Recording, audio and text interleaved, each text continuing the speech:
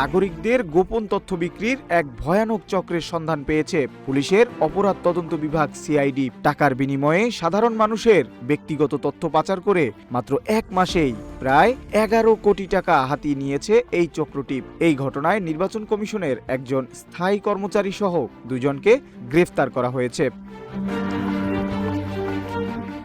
নাগরিকদের অত্যন্ত সংবেদনশীল তথ্যের নিরাপত্তা এখন চরম ঝুঁকির মুখে। জাতীয় পরিচয়পত্রের মূল সার্ভারে প্রবেশ করে তথ্য চুরির অভিযোগে গ্রেফতার করা হয়েছে মোহাম্মদ হাবিবুল্লাহ ও আলামিন নামের 2 ব্যক্তিকে। হাবিবুল্লাহ মুন্সিগঞ্জের গজারিয়া উপজেলায় নির্বাচন অফিসের অফিস সহকারী হিসেবে এবং আলামিন ঢাকা অফিসে ডাটা এন্ট্রি অপারেটর হিসেবে আউটসোর্সিংয়ে কর্মরত ছিলেন। কিউব হোল্ডিংসের গল্পে সেই রেখাটি আঁকা হয়েছিল আজ থেকে 1 যুগ আগে।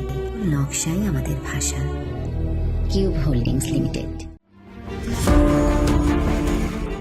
সিআইডি জানায় এই চক্রটি গত 1 মাসেই 3,65,000-এর বেশি নাগরিকের এনআইডি তথ্য পাচার করেছে। প্রতি তথ্যের বিনিময়ে তারা গ্রাহক ভেদে 300 থেকে 1000 টাকা পর্যন্ত আদায় করত। সিআইডির সাইবার পুলিশ সেন্টারের ডিআইজি আবুল বাশার তালুকদার জানান, কেবল গত 1 সপ্তাহেই তারা 1,12,000 এনআইডি তথ্য সরবরাহ করেছে।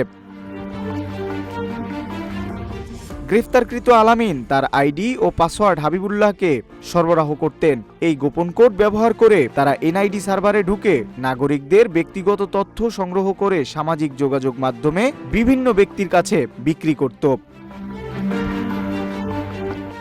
তদন্তে বেরিয়ে এসেছে চাঞ্চল্যকর সব তথ্য। এই অবৈধ কারবার থেকে অর্জিত অর্থ দিয়ে অভিযুক্ত হাবিবুল্লাহ গড়ে তুলেছেন অঢেল সম্পদ। ঢাকায় নিজস্ব ফ্ল্যাট সহ বিপুল স্থাবর অস্থাবর সম্পত্তির মালিক বনে গেছেন তিনি। জীবনযাপন করতেন অত্যন্ত বিলাসিতায়। বিনিময়ে আলামিনকে প্রতি সপ্তাহে দেওয়া হতো মাত্র 4 থেকে 5,000 টাকা। এই চক্রের সাথে নির্বাচন কমিশনের আরও কেউ জড়িত আছে কিনা তা খতিয়ে দেখছে পুলিশ। সংগৃহীত এই তথ্যগুলো কোনো অপরাধমূলক কর্মকাণ্ডে ব্যবহার হয়েছে কিনা সেটিও এখন বড় দুশ্চিন্তার বিষয়। রাজধানীর পল্টন থানায় এই ঘটনায় একটি মামলা দায়ের করা হয়েছে। সাইবার বিশেষজ্ঞরা বলছেন, রাষ্ট্রীয় সার্ভারের নিরাপত্তা ব্যবস্থা আরও জোরদার না করলে নাগরিকদের ব্যক্তিগত গোপনীয়তা রক্ষা করা কঠিন হয়ে পড়বে। S M Aminul Islam, desk report, রূপালী বাংলাদেশ।